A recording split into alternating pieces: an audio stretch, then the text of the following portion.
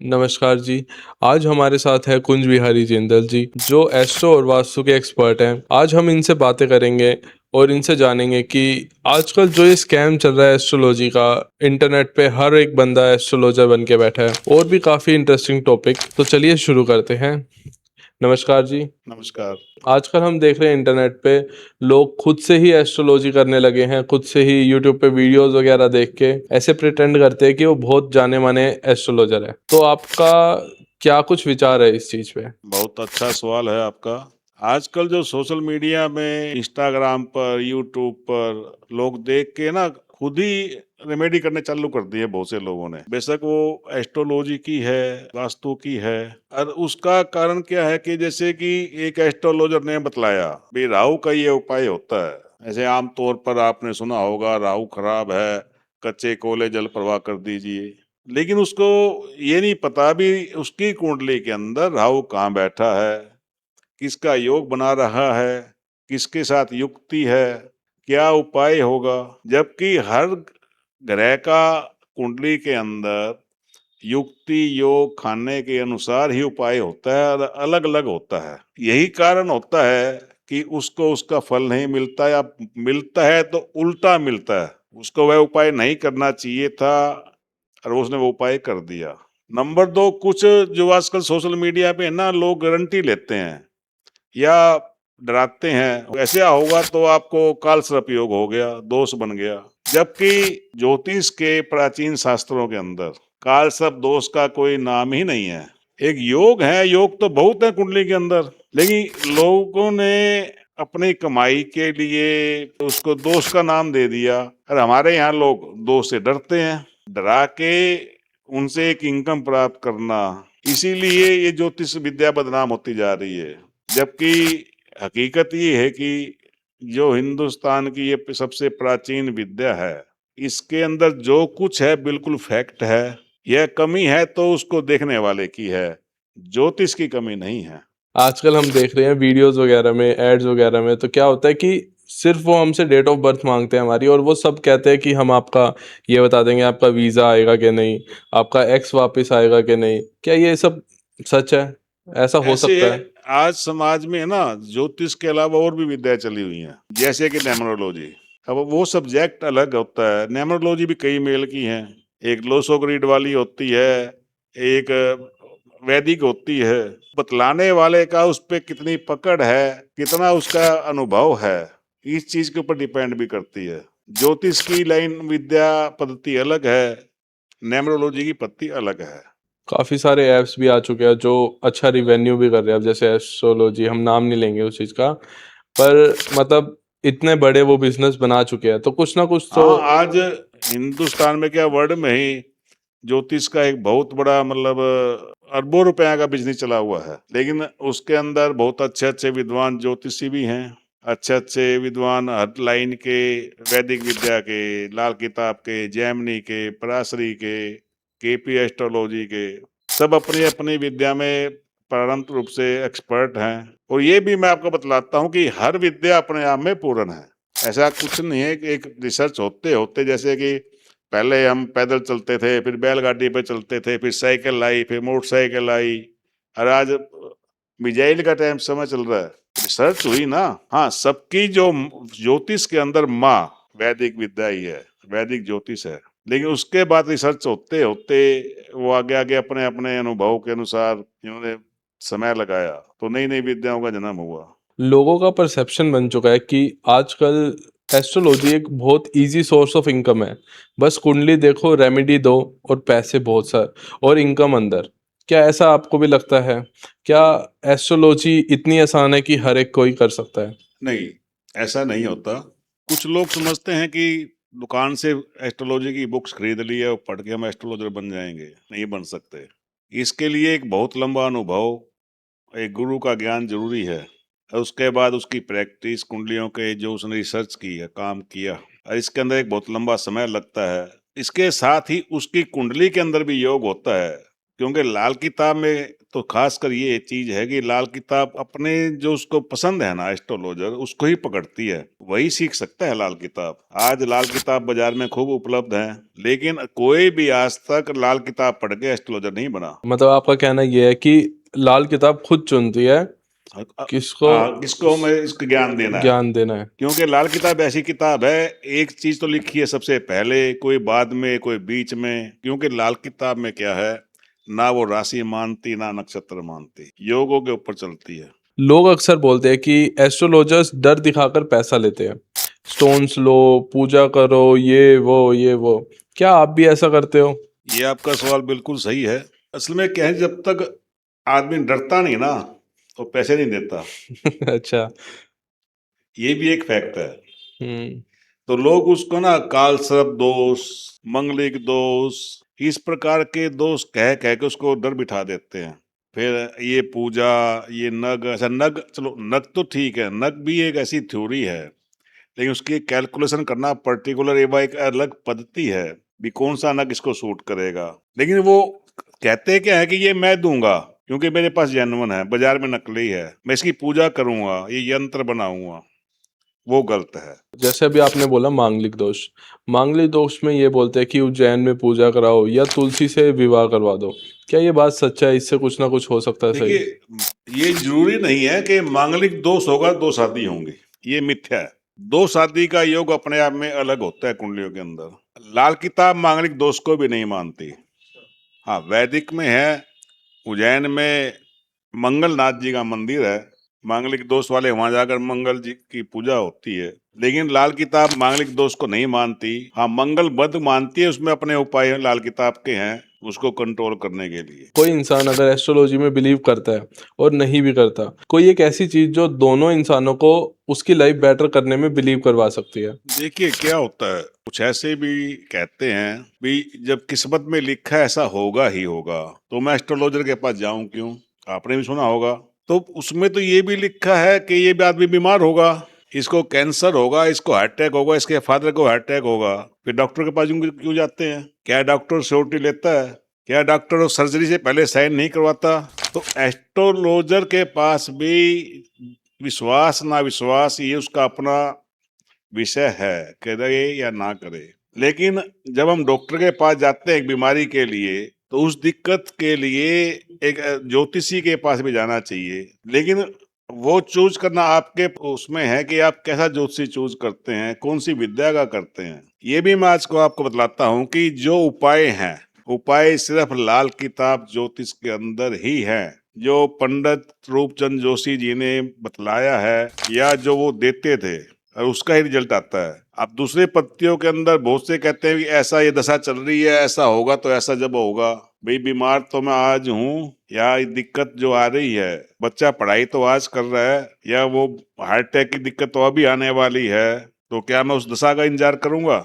ये लाल किताब के अंदर ये उपाय आप कर सकते हैं। अब जैसे सब कुछ तो पहले से ही कुंडली में लिखा हुआ है, तो हमें इतनी मेहनत करने की जरूरत क्या है? वही मैंने आपको बतलाया, भी कुंडली में तो बीमारी के लिए भी लिखा है। एक डिलीवरी हो रही है, वह सिजेरियन होगी या नॉर्मल होगी, तो अगर इसमें सिजेरियन लिखा हुआ है, पहले घरों के अंदर डिलीवरी होती थी, एक दाई आके डिलीवरी करवा देती थी, और आज हम नर्सिंग होम में भाज के जाते हैं, वो doctor, lady doctor, staff, surgeon, anaesthesia वाला, चाइल्ड स्पेशलिस्ट, कितने डॉक्टरों को इकट्ठा करते हैं, क्या जरूरत है उसकी फिर? तो भैया जो समय काल परिस्थिति के अनुसार जो रिसर्च चल रही है, मेरा ये मानना है कि आज एक फैमिली डॉक्टर के साथ एक फैमिली एस्ट्रोलॉजर भी होना चाहिए, जो आप उनके समय समय पर उसकी गाइडलाइन लेके अपनी लाइफ को सेट कर सकते हो।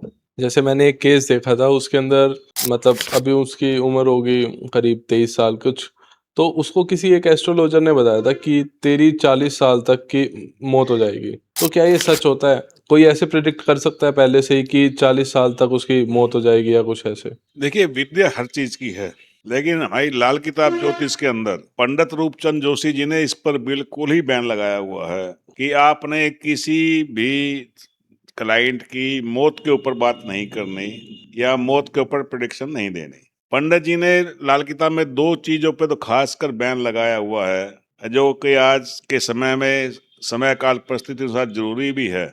एक तो मौत के ऊपर, अगर कोई लेडीज गर्भवती है, उसके पेट में बच्चा मेल है या फीमेल है।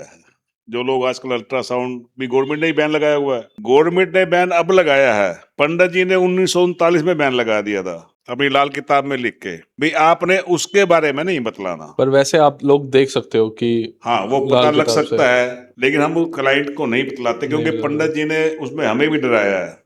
अच्छा वो हमें हमारे ऊपर बैकफायर करेगा। समझ गया लाल किताब के उपायों के अंदर बहुत बैकफायर होने का बहुत खतरा रहता है। अच्छा अगर कोई जो अनाड़ी होते हैं, नीम हकीम, तो वो बहुत से ये कहते हैं कि बतलाने वाले पर उल्टा असर होता है, अगर वो उसको पूरा ज्ञान नहीं है तो।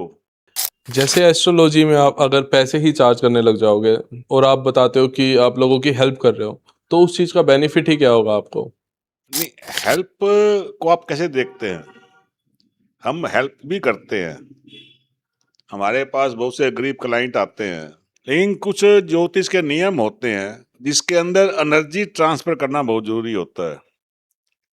और जो हमने मेहनत की, अपनी लाइफ के 10 15 20 साल उसमें लगाए, सीखने में लाखों रुपए का खर्च किया, अगर कोई ये सोचता है कि ज्योतिष 1000 2000 रुपए में सीख लेंगे, 500 रुपए की किताब खरीद के हम सीख लेंगे, तो पॉसिबल नहीं है।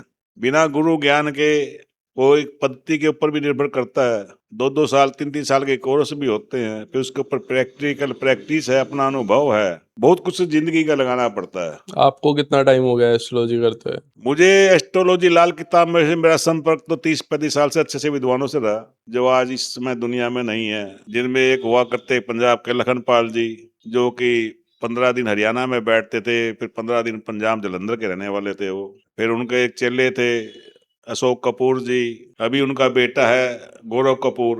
उसके बाद मेरा जो संपर्क हुआ कुंवर जी से हुआ अहमदाबाद, जिससे मैंने लाल किताब को ज्ञान प्राप्त किया। और जो आप बता रहे हो कि आप ऑनलाइन टीच भी करते हो आपके काफ़ी स्टूडेंट भी रह चुके हैं तो ये कोर्स कितने टाइम का होता है एक परफेक्ट बंदा एस्ट्रोलॉजी सीखना चाहे तो कितने टाइम में वो सीख सकता है एस्ट्रोलॉजी सीखने का ना उसकी पद्धति के ऊपर निर्भर करता है। जैसे एक कृष्णामूर्ति पत्ती है, जो कृष्णामूर्ति जी साउथ के हुए हैं, तो उन्होंने जो पत्ती बनाई वो सब लोड के ऊपर है, उपनक्षत्र के ऊपर। अगर वो आप ज्योतिष के बारे में बेसिक आपको कुछ ज्ञान है तो आप एक महीने में उसको, लेकिन उसके बाद प्रैक्टिस जरूरी है। ये सब्जेक्ट छोटा है, लेकिन उसका देखने का, उस पर काम करने का प्रैक्टिस, वो उसमें महीनों तक आपको प्रैक्टिस करनी पड़ेगी, साल तक अनुभव कुंडलियां देख देख के प्राप्त करना पड़ेगा, क्लाइंट से बात कर करके। लाल किताब ज्योतिष कम से कम 2 साल की पढ़ाई कम से कम है। और इसके अंदर ऐसा भी होता है जैसे और स्टडीज़ होती है कि हम लगातार जब तक हम पढ़ रहे हैं हमें हमेशा नया नया कुछ ना कुछ पढ़ना पड़ता है तो एस्ट्रोलॉजी ये में भी कुछ ऐसा हाँ, होता है ये क्या होता है कि जब कुंडलियां सामने आती हैं, तरह तरह की कुंडलियां आती है, तरह तरह के क्लाइंट के सवाल होते हैं। कोई बीमारी का है, कोई रिलेशनशिप का है, कोई बच्चे का है, कोई कंसीविंग का है, कोई मिसकरेज का है, कोई राजनीतिक है। तो जैसे जैसे उस पर काम करते हैं तो वो अनुभव अपने आप ही एक बनता चला जाता है। लेकिन उसको देखने, एक डायग्नोज करना ही गेम है, उसकी जड़ पकड़ना। जैसे एक डॉक्टर लैब में टेस्ट करवाता है, अब वो डायग्नोज सही हो गया, दवाई तो फिक्स है, लेकिन अगर वो डायग्नोज नहीं हो पाएगा ये बीमारी क्या है, इसके कारण इसको बीमारी हुई, वही एस्ट्रोलॉजी का गेम है।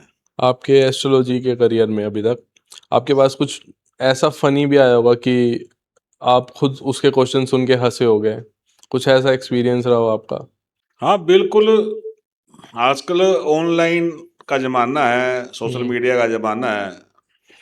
मेरे अकाउंट पे बहुत से सवाल आते हैं जी, उस लड़की से प्यार हो गया जी, लेकिन उसको नहीं है, उसको कैसे कंट्रोल करें।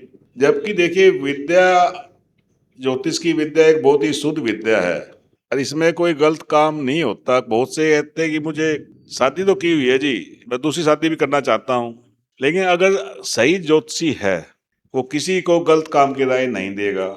अरे हमारी लाल किताब ज्योतिष के अंदर तो रिश्तों को बनाने के लिए, परिवार को जोड़ने के लिए यही नियम है जो हमने गुरु ज्ञान प्राप्त किया। लेकिन ऐसे लोग बहुत है दुनिया में जो तंत्र मंत्र विद्या से बहुत गलत काम करते हैं, हम उस साइड में नहीं जाते।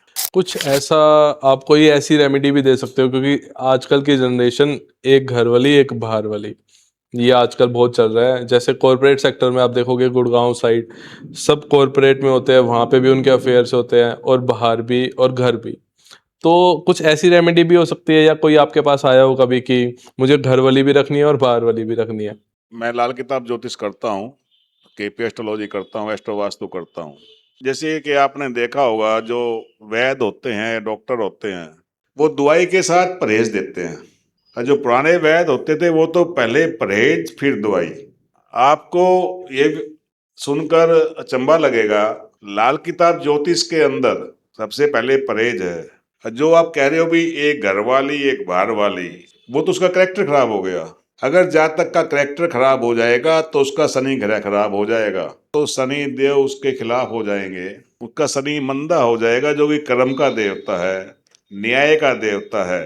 फिर लोग कहते हैं कि शनि की साढ़ सती लग गई, तो शनि की साढ़ सती में तो नुकसान अपने आप ही उसको मट्ठा बिठा देगा शनिदेव, क्योंकि शनिदेव न्याय प्रिय है, न्यायाधीश है। तो लाल किताब के अंदर भी पहले परहेज किए दिया जाता है, करेक्टर सबसे पहले, नॉन वेज या ड्रिंक, ये चीजें बहुत मैंने रखती हैं। ये चीजें शनि देव अलाउ नहीं करता, और अपना समय आने पर उसको बड़ी कड़ी से कड़ी सजा देगा ही देगा। आप उपाय करोगे तो वह भी काम नहीं करेगा। हम देखते हैं जैसे फॉरेन में तो सभी नॉर्मली नॉन वेज खाते हैं, उनकी भी तो कुछ कुंडली होती होगी, उनका भी तो कुछ मतलब नेगेटिव इम्पैक्ट वो पड़ता होगा। आप उनकी लाइफ उनकी अपनी है, अब तो संसार पड़ा है। आप साउथ के अंदर जाएं, उनका फूड ही मच्छी है। हम्म। अगर हम उत्तरी भारत में आज जी रहे हैं, लाल किताब ज्योतिष उत्तरी भारत से निकली है, पंजाब अच्छा। से। तो जो हमारा एटमोस्फियर है, जो हमारा धर्म है, जिस धर्म को हम मानते हैं, सनातन धर्म, अब किस सनातन धर्म में लिखा हुआ है कि आप नॉन वेज खाइए, लेकिन हम साउथ में जाते हैं तो वहां पर तो उनका मच्छी नॉन वेज ही उनका भोजन है।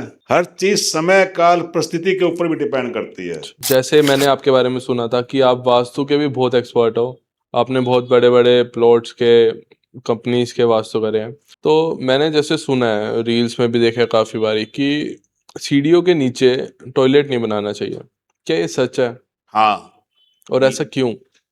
देखिए, ये बिल्कुल सच है। कहने वाले ने कह तो दिया, लेकिन वह क्यों नहीं बनाना चाहिए, अधिकतर लोगों को इसके बारे में मालूम नहीं होगा। मैं आज उसका कारण आपको बतलाता हूँ। लाल किताब ज्योतिष के अंदर जो सीढ़ियां हैं उसको बुध ग्रह माना गया है, और जो टॉयलेट है उसको राहु। अगर आप सीढ़ियों के नीचे टॉयलेट बनवाएंगे तो वह आपकी राहु और बुध की एक युक्ति बन गई। और राहु और बुध की युक्ति इतनी नेगेटिव है जो आदमी को सुसाइड तक करवा देती है, डिप्रेशन दे देती है, जेल दे देती है, मेडिकल प्रॉब्लम दे देती है, बिना कसूर भी थाना कचहरी दे देती है।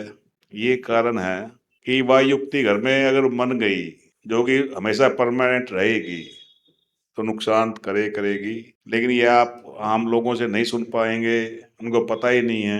हम्म। ये लाल किताब के अंदर ही है इसका कारण कि वो बुध है और वो राहु है। सर, सुनने में आया कि टॉयलेट के साथ किचन नहीं होना चाहिए।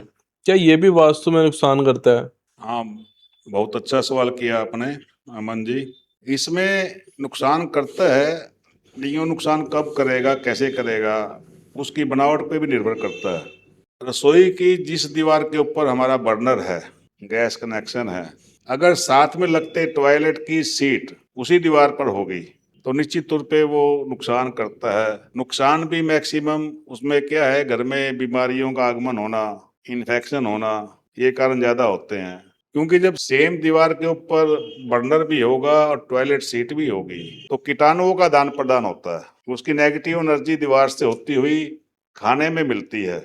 अगर आपका टॉयलेट सीट दूसरी दीवार पर है, बर्नर दूसरी दीवार के ऊपर है, तो फिर जहां तक मैं समझता हूँ कि कोई फिर इशू नहीं है, आप बना सकते हैं। लेकिन एक ही दीवार पर बनाना स्वास्थ्य के लिए हानिकारक हो सकता है। सर, मैंने एक एग्जाम्पल देखा है कि एक व्यक्ति ने अपना घर पूरा वास्तु के अकॉर्डिंग बनाया था, जी, पर फिर भी उसको इतना नुकसान हुआ, वो बिल्कुल कर्जदार हो गया लोगों का। ऐसा क्यों हुआ? मतलब ऐसा क्यों हो सकता है जबकि उसने सारा कुछ फूक फूक के सब कुछ देख देख के बनवाया था, फिर भी ऐसा हुआ? आजकल क्या समाज में चला हुआ है, सोशल मीडिया पे चला हुआ है, जो इस दिशा की गेट होगा, एंट्री होगी तो बहुत अच्छी होगी, इस दिशा में बेडरूम होगा तो बहुत अच्छा होगा, चारों दिशाओं से धन आता है। उन्होंने एक थंब रूल बना दिया वास्तु के अंदर, जबकि कोई भी थंब रूल नहीं चलता। आपने ये भी देखा होगा इसके साथ में, एक ही मकान के अंदर रहने वाली एक पार्टी परिवार तो फेल हो गया, और दूसरा बहुत अच्छा चल रहा और है। जब उसी मकान के अंदर उसी वास्तु के अंदर दूसरा रहने के लिए आया, दूसरे ने मोल ले लिया, वो बड़ी ऊंचाइयों को छू गया। उसका क्या कारण है? उसका कारण है उन दोनों की कुंडलियों में अलग अलग योग का होना। वास्तु में भी अगर कुंडली में क्या योग बने हुए हैं, क्या योग हैं, ग्रह कहाँ बैठे हैं, अगर उसके अनुसार उसकी मेन एंट्री होगी, दिशा सही होगी, बेडरूम सही होंगे या टॉयलेट सही बने होंगे, तो उसमें कामयाबी मिले ही मिलेगी। नहीं तो दक्षिण दिशा की डायरेक्शन भी नुकसान करती है, पूर्व दिशा की डायरेक्शन भी नुकसान करती है, और आपको चंबा होगा कि कई बार उत्तर दिशा का गेट होते हुए भी नुकसान कर सकता है। तो इसलिए ये थंब रूल बिल्कुल गलत है, ये मैं समझता हूँ। लाल किताब वास्तु एक बहुत बड़ा सब्जेक्ट है, जिसके आगे जो वास्तु चली हुई है कुछ भी नहीं है। इसलिए मकान बनाते हुए आपको किसी भी लाल किताब एक्सपर्ट से जरूर मिलना चाहिए, वही बतला सकता है। और किसी विद्या में, ज्योतिष विद्या में ऐसा नहीं है, ना ही सिर्फ वास्तु शास्त्री बतला सकता। लाल किताब के अंदर ही वो ग्रह देख के बतला सकता है।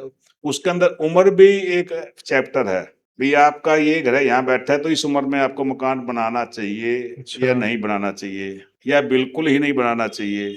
इसके बारे में बहुत लंबा विषय है, समय मिलने पर हम इस पे एक लंबा पॉडकास्ट बनाएंगे, में डिटेल में आपको बतलाएंगे। और ऐसा भी होता है कि जैसे कोई व्यक्ति अपना बिजनेस नया स्टार्ट करने जा रहा है और वो अपने एस्ट्रो एक्सपर्ट से पूछता है कि ये बिजनेस चलेगा या नहीं चलेगा। क्या ऐसा पॉसिबल है कि बिजनेस स्टार्ट करने से पहले ही हम वो चीज़ जज कर सके कि वो चलेगा या नहीं चलेगा, या कितनी ऊंचाइयों तक छुएगा? कुंडली देखकर ये पता लग सकता है कि आपको इस ग्रह से संबंधित व्यापार नहीं करना चाहिए। बहुत सी कुंडलियों में होता है कि वो आदमी सोने चांदी का व्यापार करेगा, ज्वेलरी का काम करेगा तो बहुत ऊंचाइयां छूगा। लेकिन कई बार ये भी होता है कि वो अगर मिट्टी का काम करेगा, खेती बाड़ी संबंधित काम करेगा, पशुओं के संबंधित काम करेगा तो कामयाबी मिलेगी, या कपड़े का काम करेगा तो उसमें कामयाबी मिल सकती है। ये अलग अलग कुंडली के अंदर योग देखकर ही बतलाया जा सकता है। बाकी सबसे ज्यादा देखिए वही आती है परहेज, कर्म, आपके प्रारब्ध कर्म क्या है, उस पर भी निर्भर करता है। ज्योतिषी एक संभावना व्यक्त करता है, भी आपके लाइफ में ऐसा हो रहा है तो ऐसा होगा। ज्योतिषी भगवान नहीं है, ये भी एक फैक्ट है। जैसे सुबह सुबह एक टीवी में आता है कि आज का राशि फल, आज का हाँ, राशि ये सब मिथ्या चीजें हैं। आप 10 चैनल खोल लेंगे तो 15 बाबा जी बैठे मिलेंगे उनके ऊपर हाँ। आपने। और लोग यही देख देख के भी, हो आज मेरा राशिफल ऐसा है, मैं ये काम कर लेता हूँ, ये लॉटरी खरीद लेता हूँ, सट्टा कर लेता हूँ, उनको ही नुकसान में होना पड़ता है। संडे का अखबार देखा कभी आपने? उसमें मैट्रिमोनियल या जादू टोने वाले या मिनटों में घंटों में असर देने वाले बहुत से तांत्रिक बाबा होते हैं, ऐड होती है। हाँ जी, हाँ जी। और मेरा ये सुझाव है कि कभी भी इनमें नीम हकीमों में, गलत आदमियों में नहीं फंसना चाहिए। अपनी मन से, अकल से किसी अच्छे एस्ट्रोलॉजर को चुनना चाहिए, उसकी बैकग्राउंड देखनी चाहिए, उससे आपसे बात करनी चाहिए। धन्यवाद सर, आपके साथ बातचीत करके बहुत अच्छा लगा। बाकी आपके इंस्टा, फेसबुक और यूट्यूब के चैनल हम नीचे कमेंट में दे सकते हैं कि व्यूअर्स को अगर जुड़ना हो सर के साथ तो जुड़ सकते हैं। और अगर किसी को आपसे कांटेक्ट करना हो तो वो कैसे कर सकते हैं? अगर कोई मुझसे जुड़ना चाहता है तो वो मेरे इंस्टाग्राम के थ्रू, फेसबुक पेज के थ्रू मुझसे संपर्क कर सकता है, डीएम कर सकता है। अगर कोई उनका सवाल है तो मुझे मैसेज कर सकता है। कोशिश करवा कि समय अनुसार मैं उसका जवाब जरूर देता हूँ, या मेरे फ़ोन नंबर भी उसमें दिए हुए हैं, आप उन पर कॉन्टेक्ट कर सकते हैं। अगर जो वीडियो के संबंधित कोई भी आपका सवाल है, ये आप क्या सुनना चाहते हैं, क्या जानना चाहते हैं, उसके बारे में भी लिख सकते हैं, तो कोशिश करूँगा कि आने वाले वीडियो उसी विषय पे मैं बनाऊं। तो चलिए इस एपिसोड को यहीं पे ख़त्म करते हैं। खुश रहें, मस्त रहें, आबाद रहें। धन्यवाद।